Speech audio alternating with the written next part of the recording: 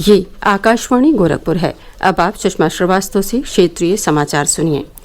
Covid मरीजों की संख्या फिर से बढ़ रही है। श्रोताओं से अपील है कि कोई भी कोताही न बरतें, सुरक्षा के सभी उपायों का पालन करें और 45 वर्ष से अधिक आयु के सभी लोग निसंकोच टीका लगवाएं। सुरक्षित रहें और 3 आसान उपायों का पालन करें। मास्क पहनें, 2 गज दूरी है ज़रूरी, सुरक्षित दूरी बनाए रखें, हाथ और मुंह साफ रखें। और अब समाचार।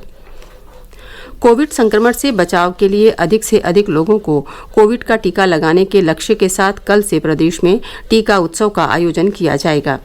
टीकाकरण का ये व्यापक अभियान 14 अप्रैल तक चलेगा। प्रधानमंत्री नरेंद्र मोदी ने गुरुवार को राज्यों के मुख्यमंत्रियों के साथ बैठक में सामूहिक टीकाकरण कार्यक्रम का आह्वान किया था। प्रधानमंत्री ने युवाओं से आग्रह किया है कि वे बड़ी तादाद में आगे आकर कोविड टीकाकरण के लिए पंजीकरण करवाने में वरिष्ठ नागरिकों और उन लोगों की मदद करें जो टीके के लिए योग्य घोषित किए गए हैं।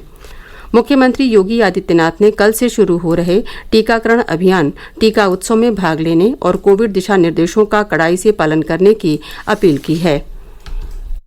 कोरोना महामारी को नियंत्रित करने में टीकाकरण की महत्वपूर्ण भूमिका है। आदरणीय प्रधानमंत्री श्री नरेंद्र मोदी जी ने आगामी 11 अप्रैल को महात्मा ज्योतिबा फुले जी की जयंती से लेकर 14 अप्रैल 2021 को बाबा साहब डॉक्टर भीमराव अम्बेडकर जी की जयंती तक टीका उत्सव मनाए जाने का आह्वान किया है। सभी प्रदेशवासियों से मेरी अपील है, टीका उत्सव के दौरान लक्षित आयु वर्ग के अधिक से अधिक लोग कोविड टीकाकरण कराएं। टीकाकरण के बाद भी सावधानी जरूरी है, इसलिए सभी से अपील है कि वे सोशल डिस्टेंसिंग का पालन करते हुए पूरी सावधानी के साथ 2 गज की दूरी, मास्क है जरूरी का पालन सख्ती से करें।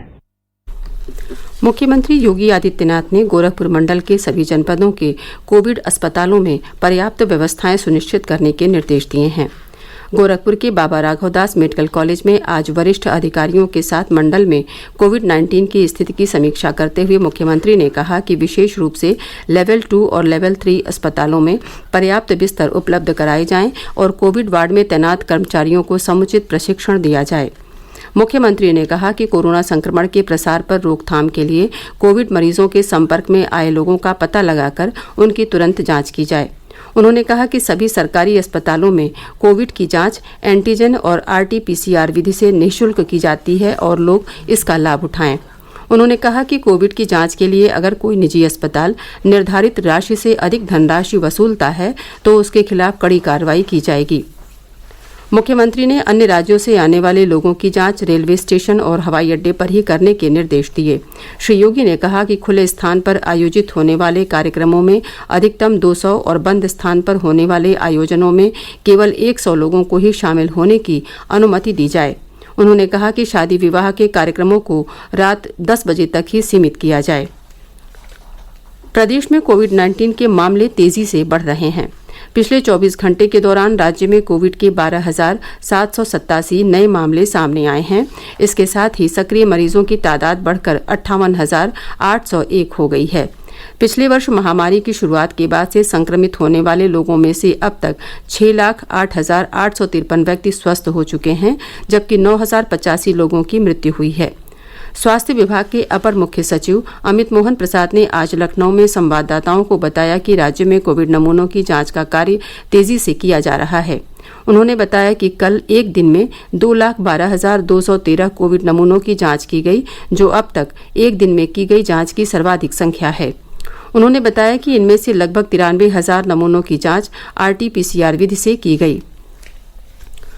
गोरखपुर में कोरोना मरीजों की बढ़ती संख्या को देखते हुए जिला प्रशासन ने 11 अप्रैल से 18 अप्रैल तक नाइट कर्फ्यू लगाने की घोषणा की है। इसके तहत रात 9 बजे से सुबह 6 बजे तक आवागमन पर प्रतिबंध रहेगा। हालांकि आवश्यक सेवाओं के परिवहन पर कोई प्रतिबंध नहीं होगा और इसके लिए किसी अनुमति अथवा ई-पास की आवश्यकता नहीं होगी। हवाई अड्डे, रेलवे स्टेशन और बस अड्डे से आने जाने वाले व्यक्तियों को वैध टिकट प्रस्तुत करने पर यात्रा की अनुमति दी जाएगी। कोरोना के बढ़ते मामलों के मद्देनजर वाराणसी के काशी विश्वनाथ मंदिर के गर्भगृह में लोगों के प्रवेश पर रोक लगा दी गई है। अब यहां केवल झांकी दर्शन ही हो पाएगा।